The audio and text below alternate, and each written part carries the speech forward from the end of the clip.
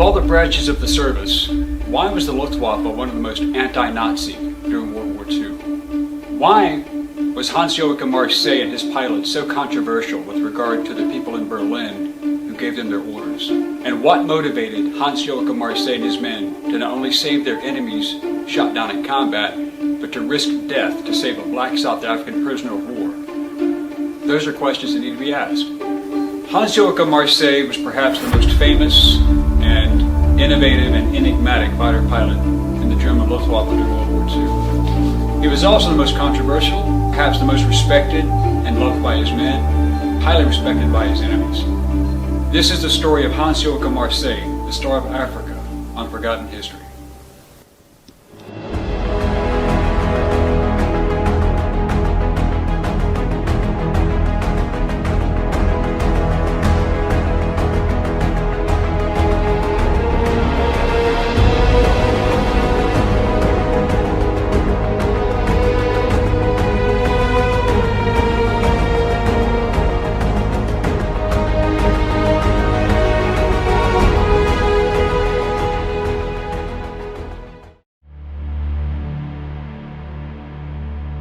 I'm very excited to bring you this podcast today with Tanya Lemani and Colin Heaton. They are both working on a new feature movie, and this is based on Colin Heaton's book, The Star of Africa. And this is a very interesting podcast for me because I'm also interested in the whole movie production process with an idea to write some of my own science fiction novels. And this gave me an opportunity to ask questions about this unique situation where you have a world-renowned historian, Colin, and he is also venturing into the whole movie production process. And Tanya Lemani is a well-known actress. She's worked with the likes of William Shatner in Star Trek, the original series. She's worked with Elvis Presley and Bob Hope. And she's still an active dancer, believe it or not. So absolutely lovely people, and really hope you enjoy this podcast and learn something unique and insightful from it. With that said, here we go.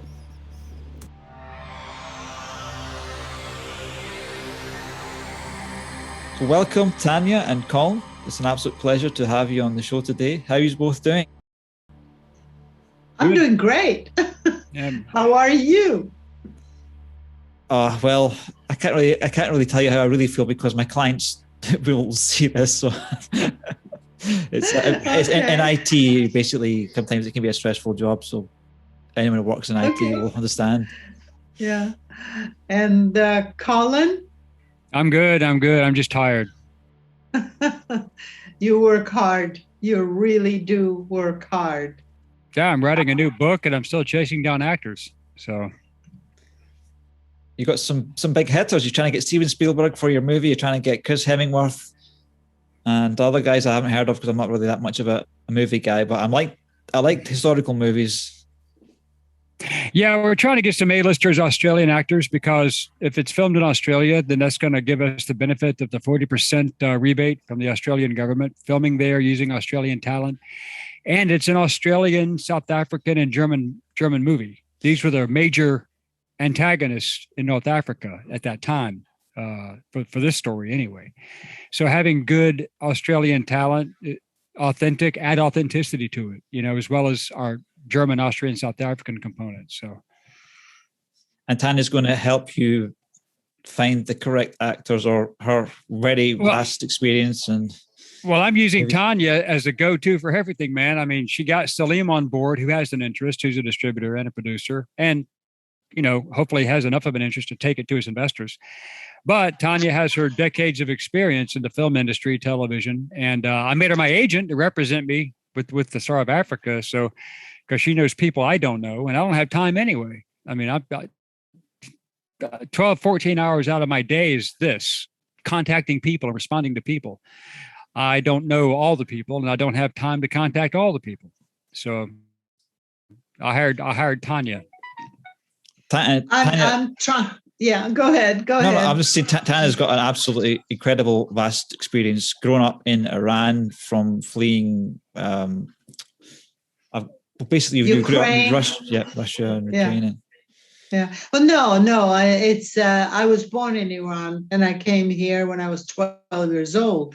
And it's my parents who escaped from Ukraine and Russia and into Iran. So, but we all had a dream. And my father's dream was to work as a geologist. My mother was an artist. She wanted her art to be in museums. And I wanted to go in the entertainment business, movies, television, stage. But I knew no one. I didn't know anyone in the industry, and I had to start from scratch. But somehow or other, I managed to work and get parts and build my repertoire to better roles and better parts. And I danced and I sang and acted. So I am very fortunate. I'm very fortunate to have worked with the greatest people in the industry, like Bob Hope, Elvis Presley, and I was in a Star Trek original series. Then I worked in production as well. I worked for a production company, Amitraj, Ashok Amitraj, who now owns Hyde Park. So I worked with him in production for, I don't know, maybe 10 years. So I've had that experience as well. And I'm a screenwriter and I'm also an author. So with my knowledge, I hope I can help this beautiful, beautiful story, which is different from any other stories that we have seen, World War II stories, with the character that is very different from anything we've seen. And Colin wrote this fabulous book. So I'm excited about it. Is this your first movie, Colin? The first movie from my work? Yeah, I've worked on films before as an advisor or an extra, but I've never had any of my work go to film. I've had some of my work go to television documentary, but never to film. No, this would be the first. So how often do people who write their own book, because I would imagine that people normally write a book and then some producer comes along or buys it and makes it, but you're sort of doing both at this, you're doing both at the same time in a sense.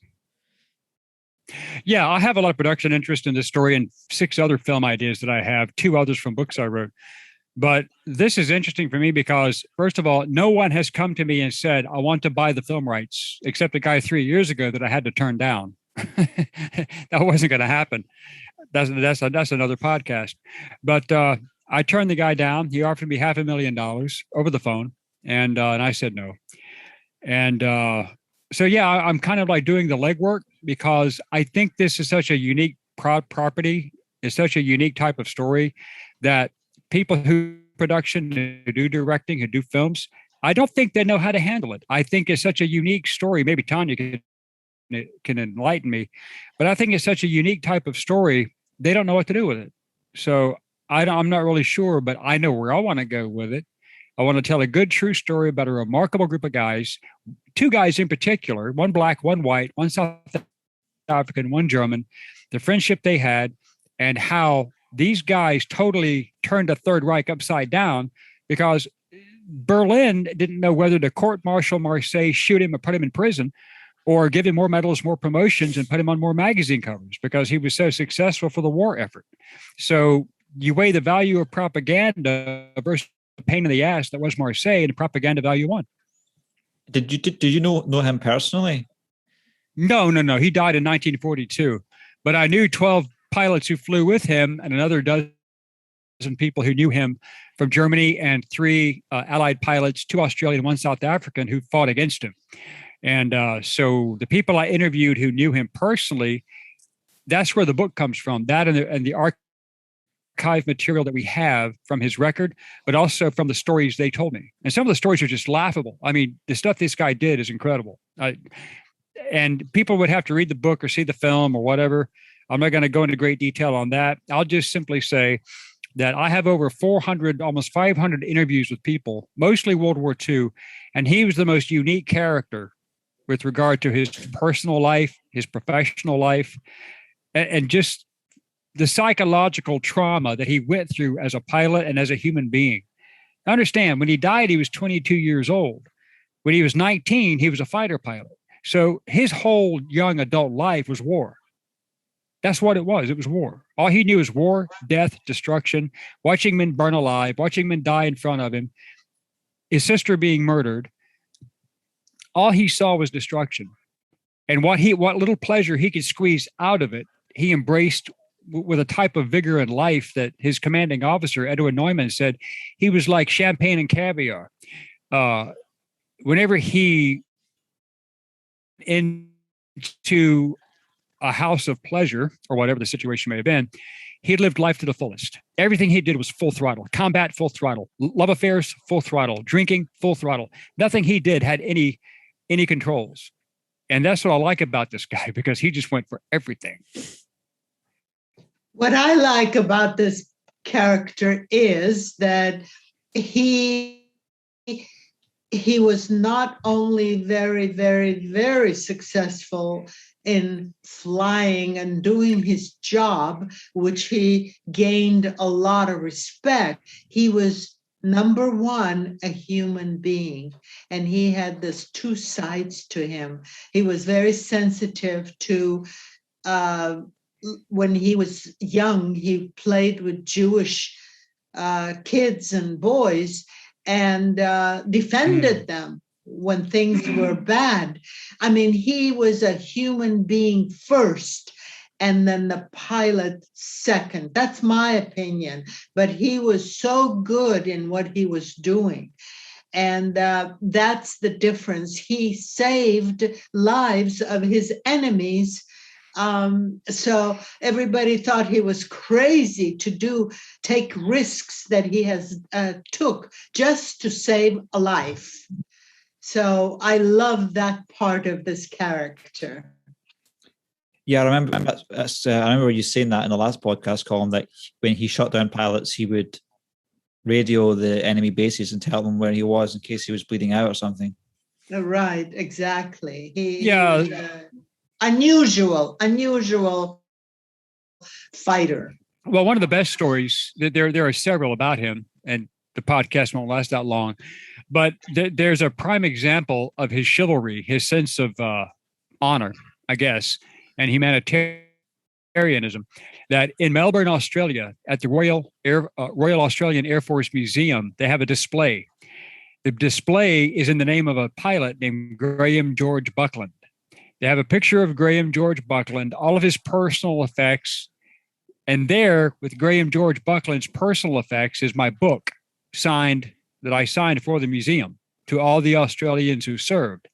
So my book is there with the collection, because Graham Buckland, also aged 21 or 22, was Marseille's 65th victory. Now, Buckland died as a result of the attack Marseille did against him, saving another German pilot who I interviewed, Ludwig Franziskett.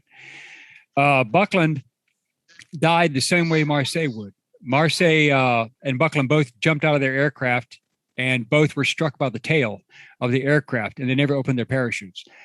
But Marseille saw this, and they found his body just outside where would be the British Allied lines. So Marseille and 4 or 5 of the other guys that I interviewed, Franz Stigler and Franziskett, Rodel, they gave Marseille, they collected all of Buckland's personal effects, letters from his mother, photographs he had, a black fountain pen that was his gift from his boss when he went to join the Air Force in Australia, just a bunch of little things. So they packaged all this stuff together, and Marseille did not want his body rotting in the sun, and they couldn't take him back. They couldn't take him back to their base. So Marseille goes back to the base, jumps in his fighter, takes off against orders. This is his third trip to the same fighter squadron, 250 Squadron, Australia. His third trip to that same base. Hermann Goering has already sent a telegram after the second trip that you risk a court-martial if you do this again. Don't get caught. Marseille's like, he's not serious. So he jumps in his fighter, he flies to the airbase, comes in low and slow. One of my interviews, squadron leader Michael Judd was there watching Marseille come in like, what does he want now? So they see yellow 14 come flying in. Marseille cracks the canopy open a little bit against the slipstream, drops the package, flies up, does his little Chandel comes back down and they salute him and he waves back. They're not going to shoot him down over the airstrip because he comes under what's called parley. He comes under a flag of truce, basically, because they know when he comes in, he's not going to shoot him. He's got something to say. So they got Buckland's artifacts along with a handwritten note that Marseille had written. And Jeff Morley Moore read the note. He remembered what it said. He said, "Please give these to his mother with regrets to Luftwaffe."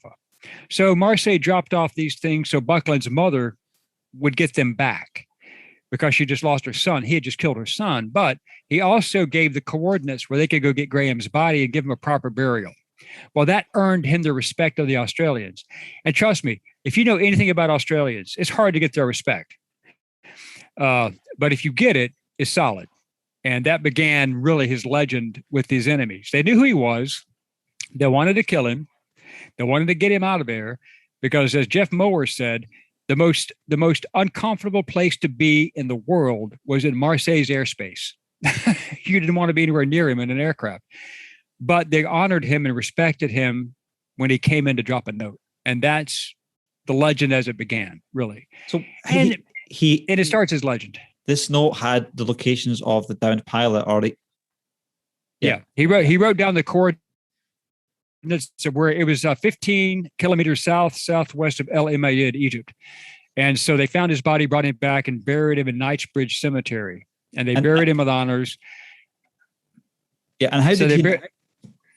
On you go. Anyway, they buried Graham, and the artifacts ended up back in Australia with his mother.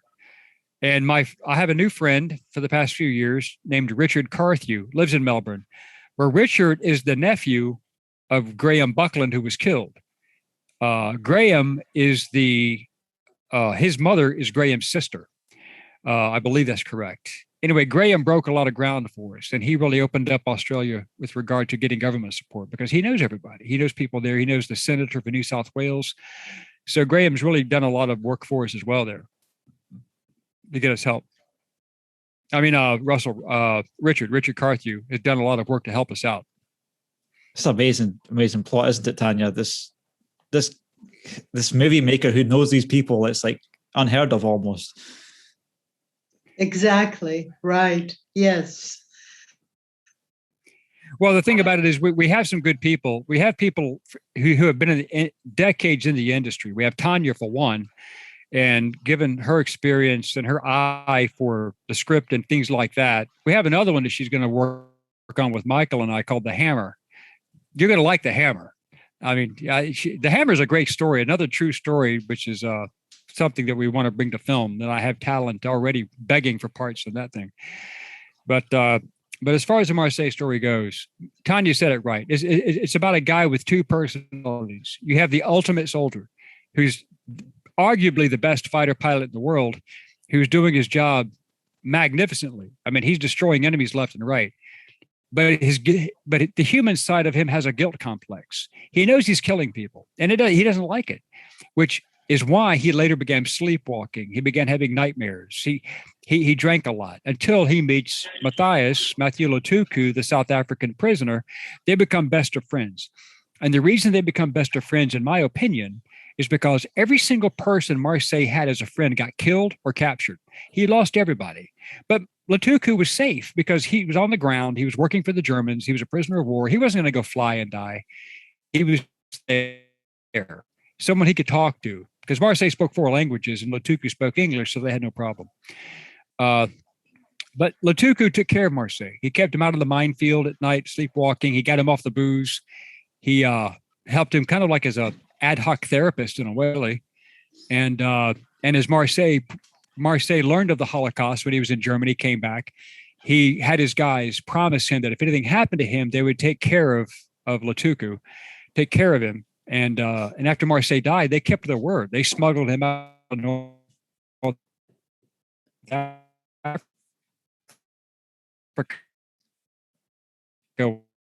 when they left. Ironic part about this, when Marseille died, all the major newspapers in the Allied world, all of Germany's enemies, all the major newspapers respected Marseille so much, they ran his obituary. The New York Times, the Melbourne newspaper, the London Times, they ran his obituary. Yeah, he was Nazi, if you want to call him that, which he wasn't, but he was an enemy pilot, but he was respected enough to where they respected him in death. After his funeral in Egypt, after they buried him, we don't know who, but an Allied pilot flew over and dropped a note saying, "With regrets to a fallen but chivalrous enemy." So they respected him enough in death to drop a note and put his obituary around the world. So I think that says a lot. And the Black African that became his best friend, the whole story starts with him talking about Marseille. Yeah. And it's very effective, very, very emotional, very interesting to start with. And then the story starts. And I love that part of it. I really do, because he's a great character. And when did he die, Colin? We don't know. We're still trying to find out more information about Lutuku. We know that Marseille died September 30th of September 1942. Marseille died, and on October 2nd they had his funeral, and on October 3rd is when the Allied newspapers. They're trying to find out exactly when he died, because I know he was alive in the 1990s, because there was a television show in South Africa that actually had him on it talking about Marseille. I've not been able to get my hands on it because after the government changed hands, a lot of stuff got lost. Archive materials, things just disappeared, destroyed. I don't know what happened, but I would like to get my hands on it. And but as Tanya said, the film will start out in the year 1989. In November of 89, the German pilots who flew with Marseille, many of some of the South Africans, Canadians, Australian pilots came to Egypt, and they erected a pyramid monument to him on his grave. They built this pyramid. The Egyptian government gave them the land, gave them permission to do this. And so they were there for a reunion to honor Marseille. And that's where the story picks up, because they found Lutuku in South Africa and paid his way round trip to come to Egypt for this ceremony. So we open up the story with Lutuku at the memorial, remembering Marseille, looking at the photograph that he carried, the black and white photograph from the war of the two of them together, which is on my website and on my Facebook. So Tanya's right. It is powerful. And John Connie and I talked about how to open this movie up with him starring in that role as the old Matthias.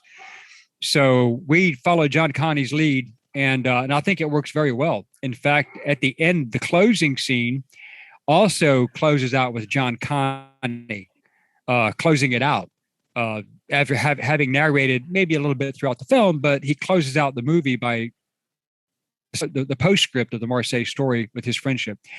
And I think that works out real well, personally.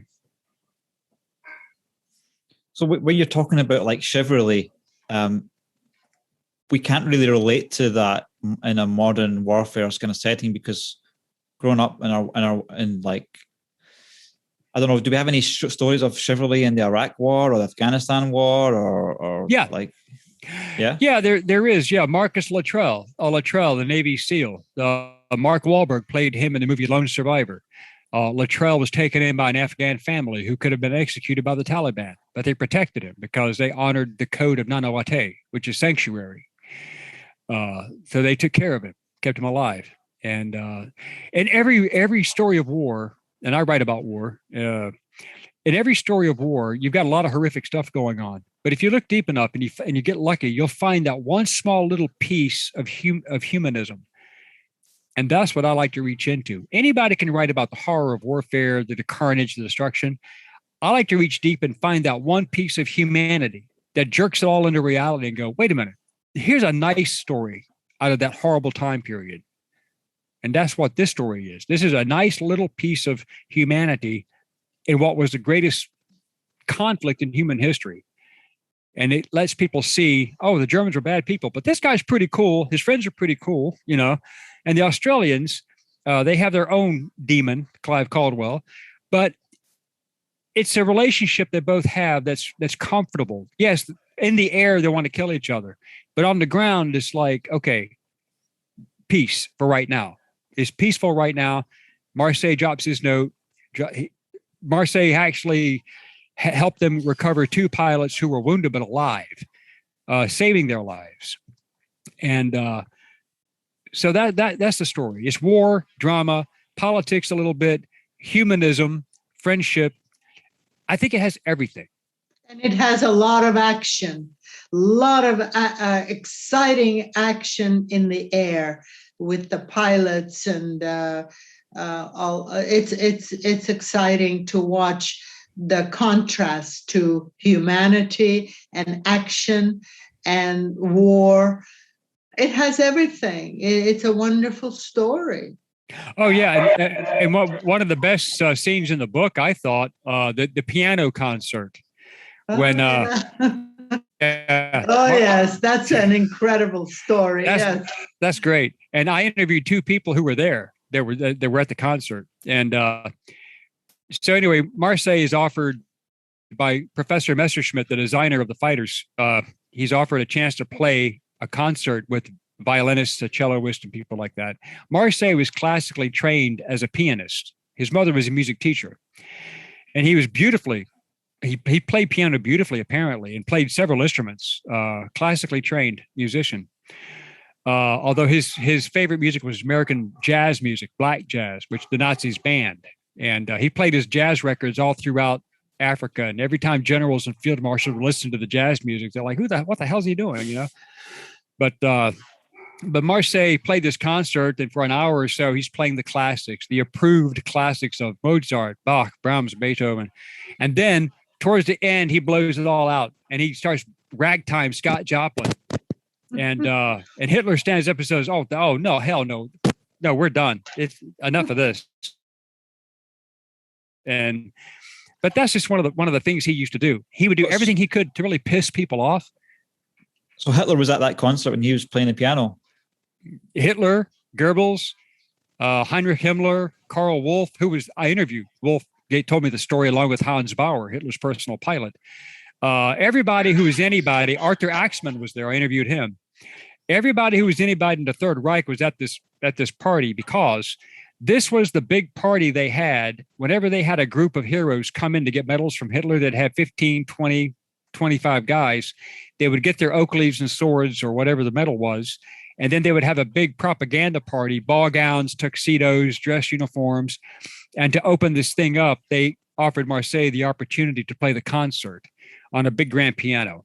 And he went crazy. Is there a recording of that? I was told there was a recording. I have not heard it. I have not seen it, but I was told that it was recorded because they were going to play it on German propaganda radio for the propaganda. Must be out there somewhere then. Must be out there. It has to be somewhere. I have not been able to find it, but I was told it did exist.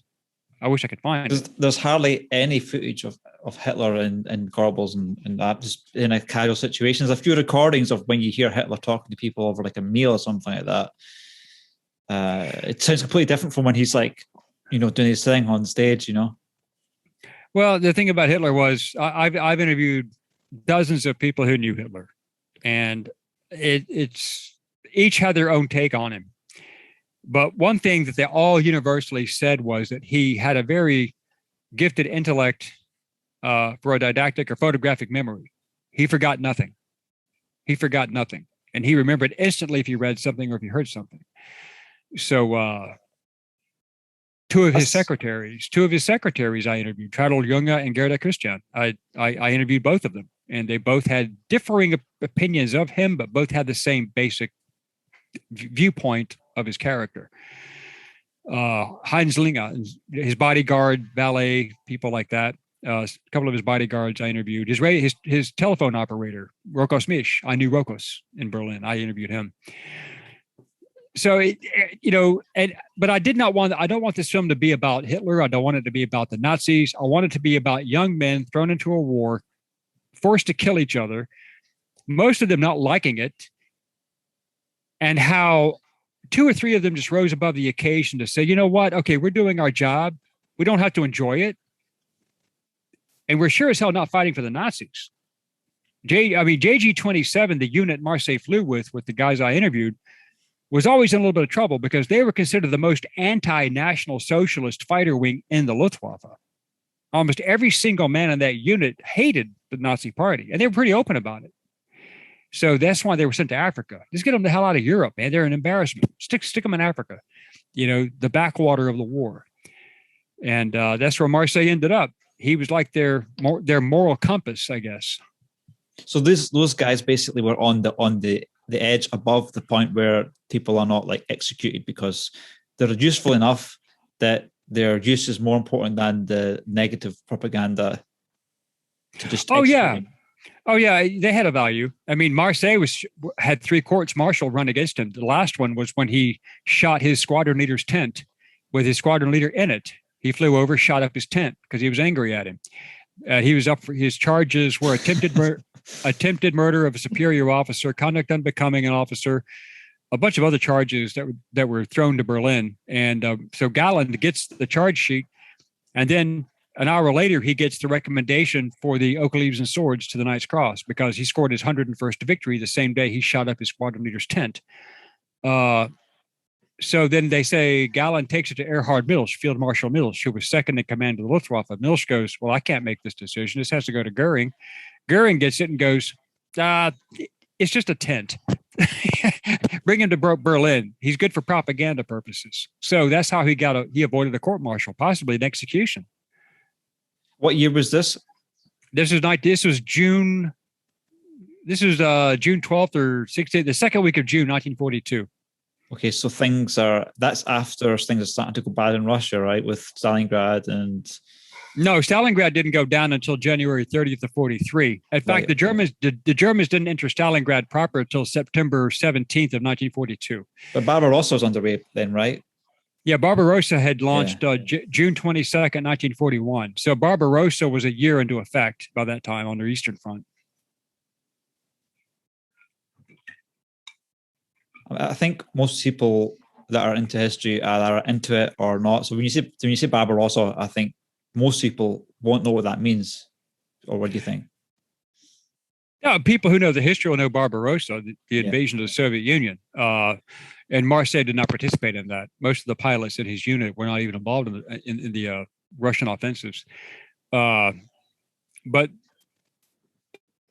I'll let Tanya take over from here because she has insights into this that only a woman can have, B, someone with her experience can have. But I guess with any film like a book, I mean, it comes down to marketability. Can you sell it? I mean, who will someone buy it? Will it be something that people want to see? And I would say yes as a historian, but I'm too close to the story. So I'll let Tanya come up with her own summation on that. Oh, no, I think it's worth for someone to buy it. And I'm working with Salim, who has a company in New York. He's actually writer himself, producer, and also a distributor. He's distributed several of his movies and other people's movies. And he is very interested in Colin's book, but he wants to get involved in the whole project. And he's waiting for the screenplay. When it's finished, we have to give it to him. After Colin and I and Mike, who was the original screenwriter, which in my opinion did a great job, and we'll see what Zdenka is doing with it, then whatever corrections might have to be done, Colin will go over all the historical facts. I'll go over the human and character and scenes, how well they're organized and presented, and with Mike, the original writer. And then hopefully we'll move forward. And that's my contribution to whatever needs to be done. You also have to look at those demo reels and talk with Zdenka about the female roles too. Oh yes, yes. And as a matter of fact, you sent me some of them, and I'm going to look at. So yes, we will all be involved together. This is a piece of love from all of us. Everybody who's working on it really loves it. So we're all going to try to do the best so we don't miss anything, and we work together. And that's the good part of it. I agree. I like these kind of movies like 1917 and Dunkirk, where you sort of really feel the characters, and it's sort of, you let the audience sort of experience the progression of the movie just by their own exploration of what they're seeing. So I imagine there's different ways you could do this film, right? You could have it just all like really inside of the cockpit and his thoughts, or you could have it epic battle scenes. And it's going to be hard to do in terms of like, because you're competing with the most realistic AI CGI. That's always, the bar's going up with CGI and what you can do with it. And it's the big money for anything that's the audiences expect nowadays for these kind of movies.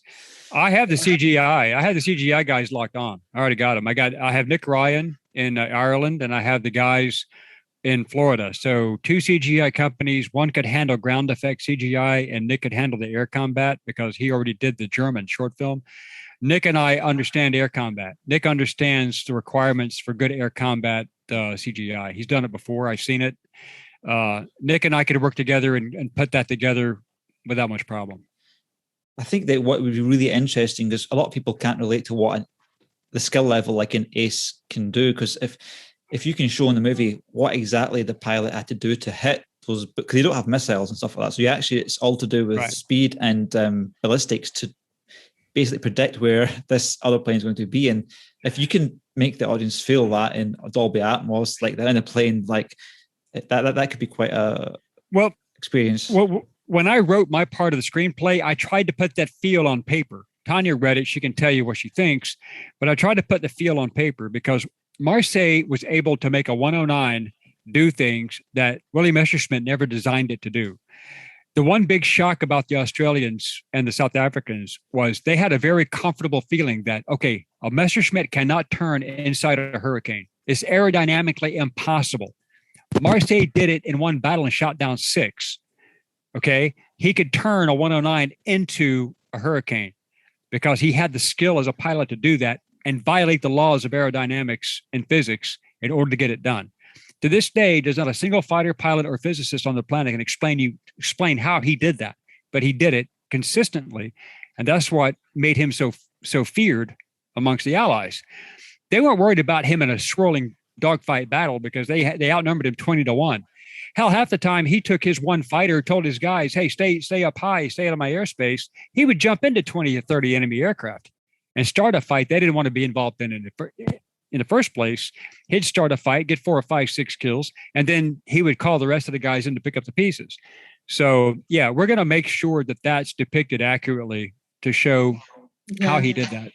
And also it's up to the director and actors to show the emotions of struggling and while they're flying and the tension that they might have. So that's up to the director and the actors to bring out in every scene. Yeah. Okay, thanks so much, Colin and Tanya. I'm really excited for just watching this movie develop. It's a bit of a hobby of mine as well. Just, I wanted to get my own work eventually on screen, but that'll take maybe a decade or two. But it's just a long-term thing of mine. I'm trying to write some stuff. But anyway, thanks so much for coming on the show, and I look forward to having you both on again sometime. Sounds good. Thank you problem. for having us. See you next time, man. See you all. Bye-bye. Bye-bye. Bye-bye. Bye. See you, everybody. Thanks for listening to the Nikos Show.